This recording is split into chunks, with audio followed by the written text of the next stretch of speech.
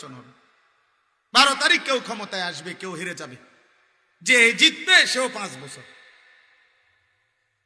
5 বছর, যদি টিকে। আর যদি এর আগে দৌড়ানি দেয় তো দৌড়ানি দিবে। কারণ বাংলাদেশে এখন আর আগের দিন নাই। সব মানুষ বুঝছে এটা। যারাই ক্ষমতাধর অথবা যারাই ক্ষমতার জন্য লাভঝাপ করতে, এরাও ভিতরে ভিতরে এটা জানে। এখনকার প্রাইমারি স্কুলে ফুলায় দৌড়ানি দেয়, হাই স্কুল কলেজ তো ইউনিভার্সিটি আছেই, প্রাইমারির ফুলাফাইন কি দিব?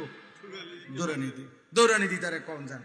বাংলাদেশে আর আগের দিন নাই যে আপনি জুলুম করে 5ই আগস্টের ওই দৌড়ানির সফলতার পরে আলহামদুলিল্লাহ নতুন প্রজন্ম এটা বুঝছে দৌড়ানি সমাধান কি? দৌড়ানি। যেই জুলুম করুক, যেই কোন রং ধরুক আর ঢং ধরুক, ভেদ ধরুক, প্রত্যেক নাফরমান, পাপী, অহংকারী, জোর জুলুম, অন্যায় অবিচারকারীর পরিণতি এটাই হবে বাংলার জমিনে নতুন প্রজন্মের কাছে দৌড়ানি।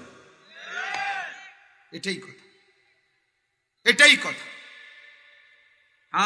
শহীদ শরীফ উসমান হাদি রাহমাতুল্লাহ আলাইহি এই ইমানদার যুবককে শহীদ করে কোন বেঈমান, কোন নাফরমান যদি মনে করে বাংলার কোটি কোটি যুবক ভয় পাইছে, তাহলে ওই বেঈমান ভুল করছে।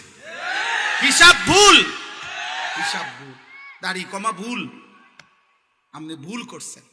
আলহামদুলিল্লাহ আমরা বিশ্বাস করি প্রতিদিন রাতে, প্রতিদিন দিনে এখনো বাংলাদেশে এখন লক্ষ লক্ষ ইমানদার যুবক, দেশপ্রেমিক যুবক স্কুলে, কলেজে, ইউনিভার্সিটিতে, মাদ্রাসায় সমান তালে বাংলার সব প্রতিষ্ঠানে ইমানদার সেজদাওয়ালা যুবক প্রতিদিন তৈরি হচ্ছে। আলহামদুলিল্লাহ।